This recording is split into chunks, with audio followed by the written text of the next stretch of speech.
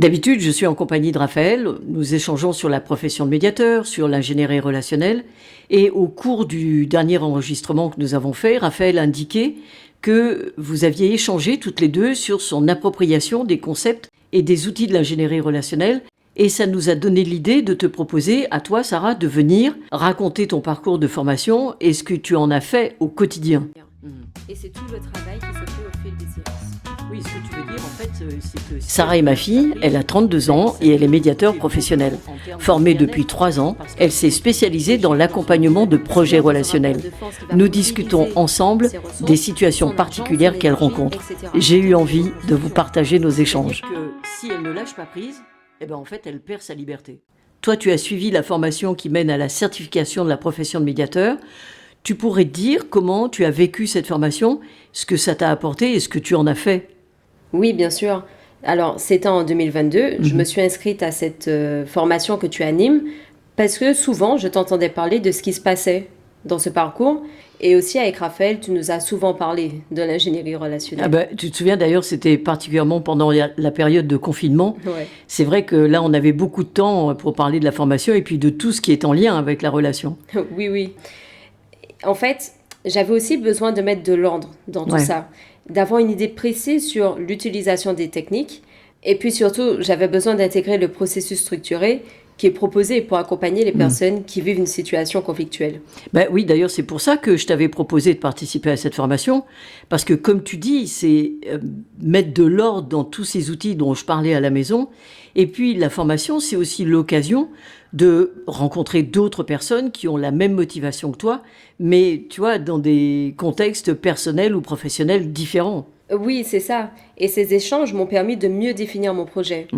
Parce que le médiateur ne fait pas que de la résolution de conflits. Il peut aussi accompagner les personnes en individuel. Et ça, ce projet, vraiment, il me plaisait beaucoup. En fait, tu veux dire que tu as compris là que cette formation, c'était une opportunité pour avoir des outils, des techniques avec lesquelles tu pourrais accompagner les personnes d'une manière, plus efficace, plus pertinente que ce que tu pouvais faire avant. Pas seulement, Ouais. parce que pour pouvoir accompagner de manière pertinente, comme tu dis, il fallait aussi que je comprenne comment fonctionne une personne. Et tout ce que nous avons vu pendant la formation m'a permis d'avoir cette compréhension. Quand tu dis ça, cette compréhension, tu as un exemple précis? Alors un exemple, oui, je ne comprenais pas pourquoi et comment un conflit pouvait se mettre en place entre deux ou plusieurs personnes. Vraiment, ce mécanisme-là, il m'échappait. Je voyais bien autour de moi des personnes qui s'entendaient bien, et qui du jour au lendemain se critiquaient, se disputaient, même se détestaient au point de ne plus vouloir être en relation. Quand je relatais ces situations auprès de proches pour avoir leur avis, je pouvais entendre qu'un tel était pervers, que l'autre était manipulateur, que c'était une relation toxique, etc. C'est sûr que dans un accompagnement, c'est quoi faire de tous ces jugements? Exactement. J'ai compris que dans bien des cas, il s'agissait surtout de manque de savoir-faire. C'est-à-dire que les personnes sont dans l'entente jusqu'au moment où quelque chose se passe qui va créer ces émotions désagréables. Ouais. Et après, les personnes, elles se retrouvent dans de l'adversité. Et ça, c'est de la maladresse communicationnelle qui va se mettre en place. Ouais. Donc, ce qui va être important, c'est de pouvoir transmettre des concepts, des techniques qui vont permettre à ces personnes de comprendre ce qui se passe dans leur relation. Et c'est en le comprenant qu'elles vont pouvoir sortir de cette dynamique conflictuelle. Bon, ça, c'est un exemple. Et même si je savais beaucoup de choses par tous les échanges qu'on a pu avoir, avec la formation, j'ai vraiment pu inventorier toutes les techniques et les concepts qui permettent de structurer un accompagnement efficace. Alors, donc, toi, tu as eu ton CAPEM en 2022. C'est ça. Tu pourrais dire ce que tu en as fait? D'abord, j'ai utilisé, et je dois dire que je continue d'utiliser toutes ces techniques pour moi, parce que j'en ai immédiatement vu l'intérêt. Tu vois, j'ai travaillé comme responsable boutique pendant quelques années, et quand les clients arrivaient mécontents, de mauvaise humeur, voire agacés, avant j'aurais eu tendance à le prendre contre moi, à mal vivre certaines réflexions et à me sentir du coup de mauvaise humeur après leur départ. Mais rapidement, j'ai intégré que leur mauvaise humeur ne m'était pas adressée. Pareil pour leurs remarques désagréables, ça ne me concernait pas directement. Et ça là, cette capacité de distanciation me permettait de rester agréable, mais aussi de fournir le service que le client attendait. Donc en fait, ce que tu dis, c'est que toi, tu n'utilises pas les outils de l'ingénierie relationnelle pour faire de la résolution de conflits. Tu t'es orienté vers l'accompagnement de projets relationnels.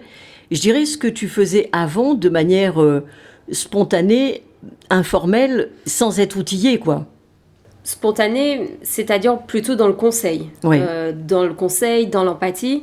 Et je vois la différence dans mes interactions maintenant. Ben, justement, quand tu parles de différence, tu pourrais dire quel type de différence? C'est quoi la différence? Alors, en fait, c'est une question de posture. Tu vois, quand je faisais du conseil, j'analysais la situation de mon point de vue, avec mes repères de pensée. Conclusion, je proposais mes solutions. Et en fait, je lui donnais la solution que moi-même j'aurais appliquée si j'avais été à sa place. Ouais.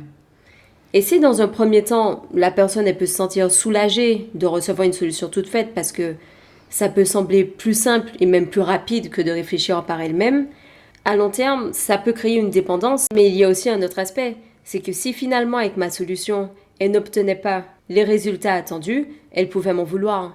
Et moi, j'aurais pu me sentir frustrée de voir qu'elle n'était pas reconnaissante vis-à-vis de ce que j'avais fait pour elle. Ah, vis-à-vis de ce que tu as fait pour elle. Ça, c'était une thématique déjà abordée avec Raphaël.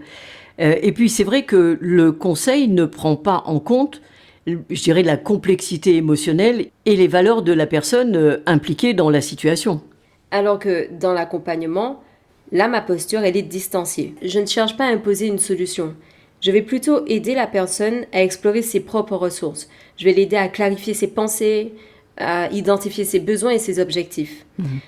Dans cet accompagnement, qui d'ailleurs se fait en plusieurs étapes, la personne va prendre conscience de ses pensées limitantes et aussi de ses croyances qui peuvent entraver sa réflexion.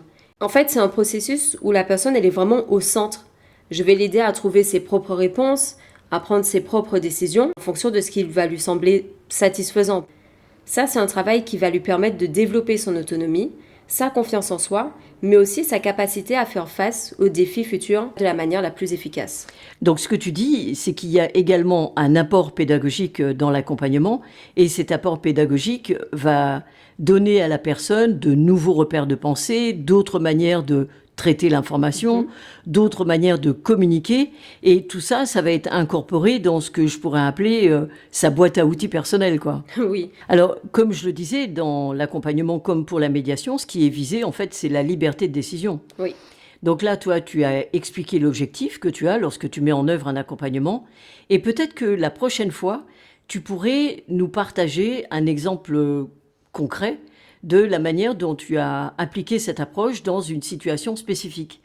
Ça pourrait vraiment aider à mieux comprendre comment la profession de médiateur se décline avec l'instrumentation de l'ingénierie relationnelle et comment elle peut être mise en pratique dans la vie quotidienne. Avec plaisir alors.